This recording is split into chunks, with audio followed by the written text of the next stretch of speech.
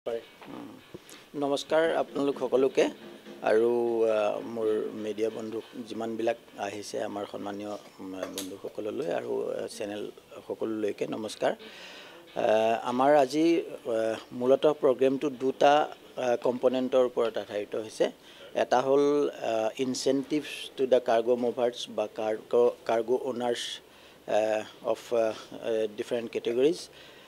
আৰু তাৰ ভিতৰত প্ৰথমটো হ'ল আপোনাৰ এটা ফ্লেগ অফ ভেছেল এখন, তাৰ পৰা আমাৰ এটা ফ্লটিলা এটা পাৰ্টিকুলাৰলি দুটা ডাঙৰ ডাঙৰ ভেছেল আৰু এখন টাগৰ সৈতে আমাৰ ইয়ালৈ আহিব, যিখনৰ নাম হ'ল ত্ৰিশূল আৰু বিজয় আৰু দিখু বুলি দুখন বাৰ্জ সেইখনে পোচিং কৰি আহিব।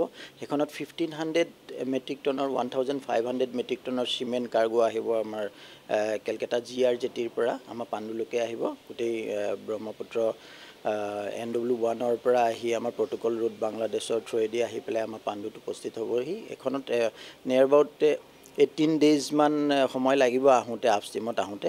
আৰু যোৱাৰ কাৰণে আমি ধৰি লৈছোঁ সেইখন তাৰমানে আকৌ 3 তাৰিখ মানত আমাৰ এইখিনি যদি পায়হি, তেতিয়াহ'লে ইয়াৰ পৰা যাবৰ কাৰণে হয়তো 2-3 দিন কম লাগিব। 15 days মান আমি এভাৰেজ টাইমটো লৈছোঁ। সেইটো এটা চিডিউল ছাৰ্ভিচ এটা ইয়াৰ পৰা ষ্টাৰ্ট হ'ব। আজি আমাৰ সন্মানীয় মন্ত্ৰী মহোদয় সৰ্বানন্দ সোণোৱাল ডাঙৰীয়াই আমাৰ যিটো পদক্ষেপৰ থ্ৰুৱেদি তাৰ পৰা সেইখন ভেছেলখন ফ্লেগ অফ কৰিছে অলৰেডি। আৰু দ্বিতীয় কম্পনেণ্টটো আজিৰ স্কিমৰ দ্বিতীয় কম্পনেণ্টটো হ'ল আমাৰ এটা incentivize to the cargo owners and cargo shippers and the industries of the cargo, যোনেই মুভমেণ্ট কৰিব বিচাৰে IWT থ্ৰুৱেদি, আমি সেইটো IWT থ্ৰুৱেদি মুভমেণ্ট কৰিব বিচৰাসকলক তেখেতসকলৰ ৱাটাৰৱে'ত মডেল শ্বিফটিংটো কৰিবৰ কাৰণে আপ টু 35%লৈকে আমি এটা ৰেহাই দিয়াৰ এটা সিদ্ধান্ত এটা আজি এইটো অনুষ্ঠিত আমাৰ মন্ত্ৰী মহোদয়ে কৰিব। এই দুটা স্কিমৰ থ্ৰুৱেদি আমাৰ পাৰ্টিকুলাৰলি যিটো আমাৰ যিটো গ্ৰোথ ইনলেণ্ড ৱাটাৰৱেজ, যিটো 18 মিলিয়ন মেট্ৰিক টনৰ পৰা যিটো 133 মিলিয়ন মেট্ৰিক টনলৈকে লাষ্ট 1 ডিকেডত আমাৰ যিটো গ্ৰোথ হৈছে, সেই গ্ৰোথটো আৰু যাতে বজাই ৰাখিব পাৰে সেইটোত সহায় কৰিব। আৰু এতিয়া বৰ্তমান 2400ৰ ওপৰৰ যিটো মিলিয়ন মেট্ৰিক টন কিলোমিটাৰ যিটো কভাৰ কৰি আছে, সেইটো এই ইনচেন্টিভাইজটো এবাউট এইটো অল ওৱান টাইম নহয়, এইটো 3 বছৰৰ কাৰণে চলিব। নিয়াৰ এবাউট 94.9 কোটি টকাৰ এইটো ইনচেন্টিভ হ'ব। আৰু এইটোৰ থ্ৰুৱেদি আমাৰ যিটো 2400 মিলিয়ন কিলোমিটাৰৰ যিটো আমাৰ কাৰ্গো মুভমেণ্ট অলৰেডি এইটো হৈ আছে, সেইটো নিয়াৰ এবাউট আৰু 400 পৰা 800 মিলিয়ন মেট্ৰিক টন কিলোমিটাৰ আমাৰ আৰু আগবাঢ়িব বুলি আমি এইটো আশা কৰিছোঁ।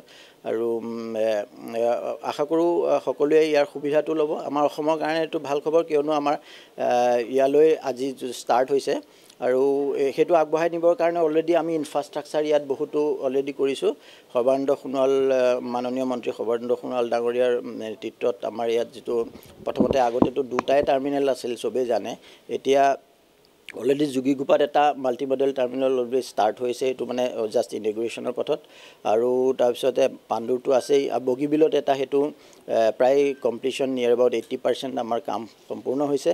আৰু আমাৰ তেনেধৰণৰ আৰু বেলেগ বেলেগ কাৰ্যসূচীও লোৱা হৈছে। তাতকৈ ইম্পৰ্টেণ্টলি আমি যাতে সুচাৰুৰূপে সেই জাহাজবিলাক আহিব পাৰে, সেইটোৰ কাৰণেও আমাৰ যিটো ইনফ্ৰাষ্ট্ৰাকচাৰ আছিল সেইখিনি মানে ত্বৰান্বিত কৰিবৰ কাৰণে শ্বিপিং কৰ্পৰেশ্যন অফ ইণ্ডিয়াৰ থ্ৰুৱেদি আমি ধুবুৰীৰ পৰা আমাৰ পাণ্ডুলৈকে এতিয়া সিহঁতে 5খন ড্ৰেজাৰ আনি পেলাই মেইনটেনেঞ্চ ড্ৰেজিংটো ষ্টাৰ্ট কৰিছে এতিয়া।